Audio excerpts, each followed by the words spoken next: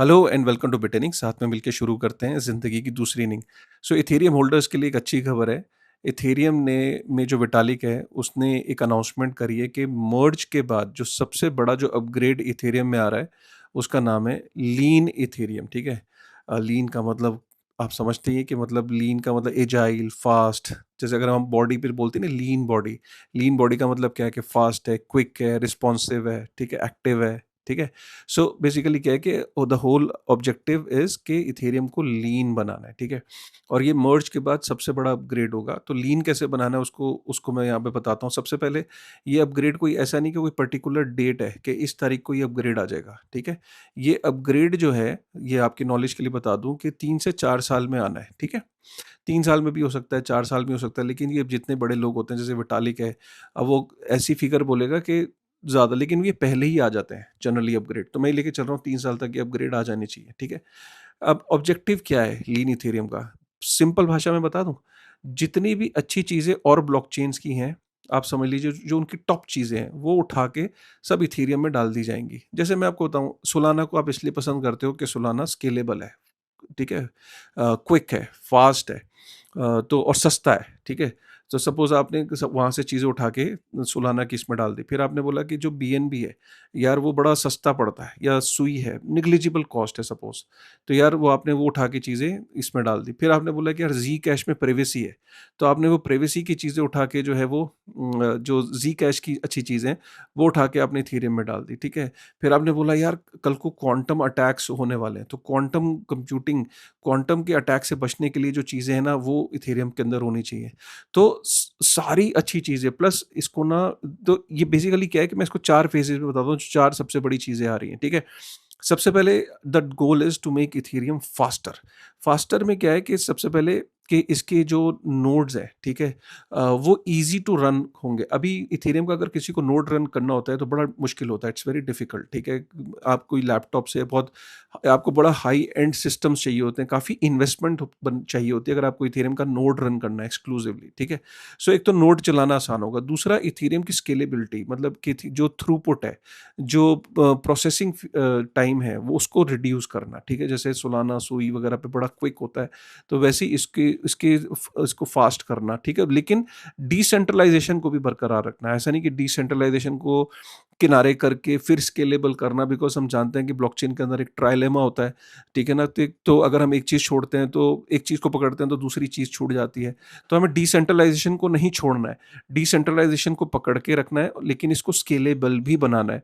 तो ये एक टारगेट है नंबर 1 कि इथेरियम को फास्टर बनाना है, नंबर 1 है ये। ठीक है। नंबर 2 है इसको प्राइवेट बनाना। प्राइवेट बनाने का मतलब ये कि इसमें ना ज़ीरो नॉलेज प्रूफ ज़ीके की जो टेक्नोलॉजी है उसका इस्तेमाल करके इसको इसकी प्राइवेसी को बढ़ाना। प्राइवेसी जिस वजह से ज़ी कैश बहुत ज़्यादा पंप करा गया, और फ्यूचर जो है वो प्राइवेसी कॉइन्स का होगा। तो इथेरियम को इस तरीके से बनाना कि किसी को अगर प्राइवेसी चाहिए तो वो ऑप्ट कर सकता है, और किसी को अगर प्राइवेसी नहीं चाहिए तो वो ऑप्ट आउट कर सकता है। तो ऑप्ट इन ऑप्ट आउट, जैसे कि ज़ी कैश में भी होता है ऑप्ट इन ऑप्ट आउट।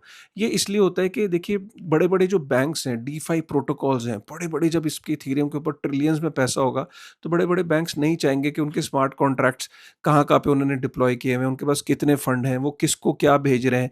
सपोज़ करिए किसी किसी ने एंजल इन्वेस्टिंग करी किसी प्रोजेक्ट के अंदर, वो नहीं चाहेगा कि पूरी दुनिया को पता चले कि मैंने कहाँ का एंजल इन्वेस्टिंग करी हुई है, किन प्रोजेक्ट्स को मैं सपोर्ट कर रहा हूँ। तो इस तरीके से जो इंस्टीट्यूशंस हैं उनकी डिमांड है, इसीलिए ज़ी कैश बढ़ रहा था। तो ज़ी कैश पीछे हैक होने की, और ये ज़ी-कैश पे जो इश्यूज़ जो आए थे, राइट, कि ज़ी के वहाँ पे उस वजह से वो इश्यूज़ आए। अदरवाइज़ ज़ी-कैश जो है वो इंस्टीट्यूशंस का फेवरेट होता जा रहा था। तो वही चीज़ जो है वो इथेरियम जो है वो कह रहा है कि भैया प्राइवेसी को हम लेके लाएँगे, ऑप्ट इन ऑप्ट आउट हो गया, वॉलेट की प्राइवेसी हो गई, ज़ीरो नॉलेज प्रूफ हो गया। तो Ethereum will be more privacy feature coin हो जाएगा। ठीक है। तीसरी चीज़ क्वांटम कंप्यूटिंग। क्वांटम कंप्यूटिंग में इथेरियम सबसे ज़्यादा लीड कर रहा है वैसे। ठीक है। और भी चेन्स हैं, लेकिन जो बड़ी चेन्स हैं जिनके बहुत बड़ा मार्केट कैप है, छोटी-छोटी तो बहुत सारी क्लेम करती है कि हम क्वांटम कंप्यूटिंग, हम क्वांटम प्रूफ है, लेकिन जो बड़ी चेन में इथेरियम ऑलरेडी बहुत आगे प्रोग्रेस कर रहा है क्वांटम कंप्यूटिंग में। उसमें वो कह रहे हैं कि जो हमारे एड्रेसेस हैं, वो क्वांटम अटैक रेजिस्टेंट होंगे। पोस्ट क्वांटम डिजिटल सिग्नेचर हमारे पहले से हम इंक्लूड करेंगे कि जब तक ये थ्रेड बन के आए तब तक हम पूरे रेडी हों, ठीक है? तो ये 2 साल 3 साल के अंदर वो ये अपग्रेड करना चाह रहे हैं कि क्वांटम प्रूफ बनाना चाह रहे हैं इथेरियम को, ठीक है? चौथी सबसे इम्पोर्टेंट बात है जिसमें बहुत सारी चेन्स फेल हो जाती हैं, वो कह रहे हैं कि इथेरियम को ऐसी चेन बनाना है कि इसके अंदर कॉम्प्लेक्सिटी ना हो, मतलब इसको सिंपल इथेरियम का नाम दिया है कि सिंपल इथेरियम बनाना है। सिंपल इथेरियम मतलब simple to audit, reduce bugs, के कोई बग्स हैं तो वो कोई भी पकड़ ले, कोई भी ऑडिट कर ले, ठीक है? तो रिड्यूस बग्स हो गए, लो मेंटेनेंस, कि इसकी मेंटेनेंस कॉस्ट का लो हो, ठीक है? तो इथेरियम को मेंटेन करना जो है वो लो हो, ठीक है? सो ये कुछ फीचर्स हैं। तो आप समझ रहे होगे ना कि जो टॉप चीज़ें हैं बाकी चेन्स की जो टॉप क्वालिटी है वो सारी की सारी इथेरियम पे लाने की कोशिश है, ये विटालिक का कहना है।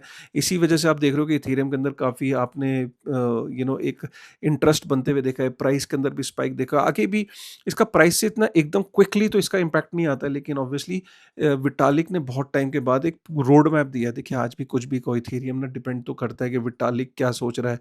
पीछे कुछ दिनों से विटालिक ने इथेरियम को सेल किया, तो इथेरियम के ऊपर आपने असर देखा था कि इथेरियम, यार विटालिक जो उसका को फाउंडर है वो ही बेच रहा है, तो लोगों ने भी बेचना शुरू कर दिया। लेकिन अब अगर विटालिक का, आज विटालिक ने ये जो चीज़ बोल के एक तरीके से लोगों को ये बताया कि वो इथेरियम के लिए बारे में अभी भी सोच रहा है, इथेरियम के रोड मैप में वो इंटरेस्टेड है, इथेरियम के अंदर उसने जान फूँक दी है रोड मैप दिखा के, ठीक है? तो ये बहुत इम्पोर्टेंट है। दूसरा जो इम्पोर्टेंट चीज़ है यार कि ना ये जो क्रिप्टो का जो क्लैरिटी एक्ट है, ये जो अभी ना डोनाल्ड ट्रंप ने एक फाइलिंग करी अपनी रिटर्न्स, एक तरीके से उसने जनता को बताई। ये मैंडेटरी होता है वहाँ के प्रेसिडेंट को बताना, ये तो उसने बताया कि उसने 1.4 बिलियन यूएस डॉलर क्रिप्टो से कमाए, जिसमें अकेले मीम कॉइन से, ट्रंप मीम कॉइन से 635 मिलियन यूएस डॉलर उसने मीम कॉइन से कमाए, ठीक है?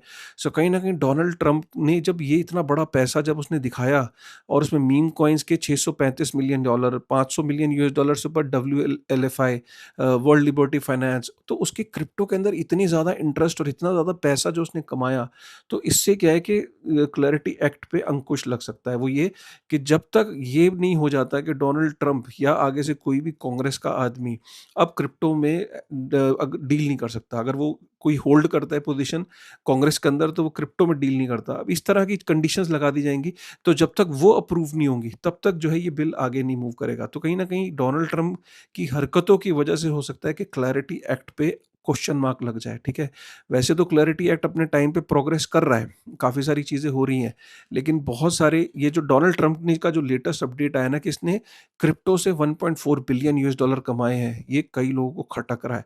डेमोक्रेट्स तो फैल गए हैं कि भैया जब तक वहाँ पे एक सीनेटर है, उसने तो बिल इंट्रोड्यूस कर दिया है कि जो बंदा पोजीशन होल्ड करता है वो क्रिप्टो के अंदर डील नहीं कर सकता, क्रिप्टो के टोकन्स वगैरह लॉन्च नहीं कर सकता, ठीक है? तो ये है, और क्लैरिटी एक्ट जो है वो डिले होता हुआ दिख रहा है।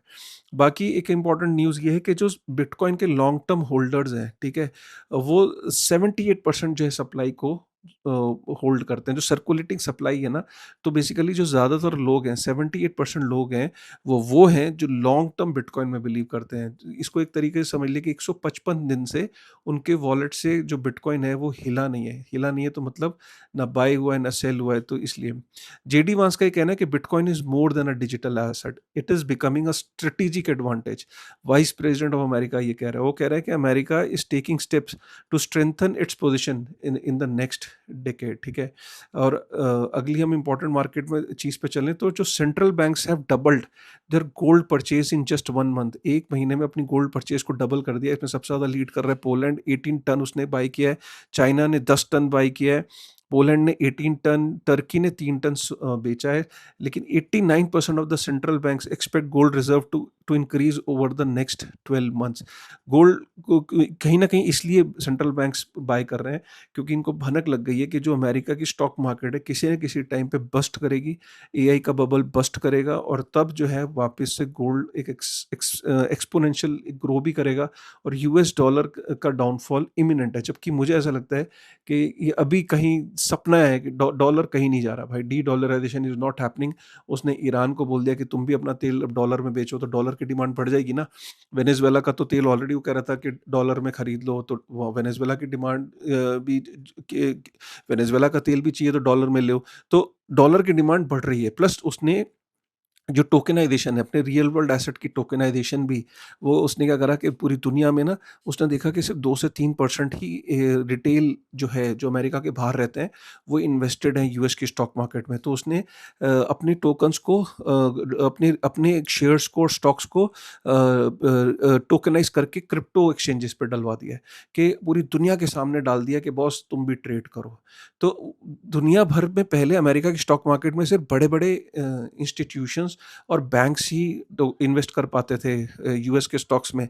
लेकिन अब जो है वो रिटेल भी जो है वो उसमें अब इन्वेस्ट करने लग गया है, ठीक है? सो ये बड़ी इम्पोर्टेंट डेवलपमेंट है, ठीक है? और आने वाले टाइम में आप ये देखोगे कि जो क्रिप्टो फर्म्स हैं, अभी इन्होंने फिर से जो मिड टर्म इलेक्शंस आ रहे हैं, 190 मिलियन यूएस डॉलर जो है उसने स्पेंड कर दिए मिड टर्म इलेक्शंस पे 2026 के। तो कहीं न कहीं गाइज़ ये बड़े इंपॉर्टेंट अपडेट है कि क्रिप्टो कंपनीज़ इलेक्शंस में बहुत मेजर रोल प्ले कर रही थी पास्ट में और अब भी वो रोल प्ले कर रही हैं। तो दोस्तों के साथ इन्फॉर्मेशन को शेयर करिएगा, स्पेशली जो जो लोग इथेरियम के अंदर इंटरेस्टेड हैं, ठीक है? चलिए with this thought thank you very much.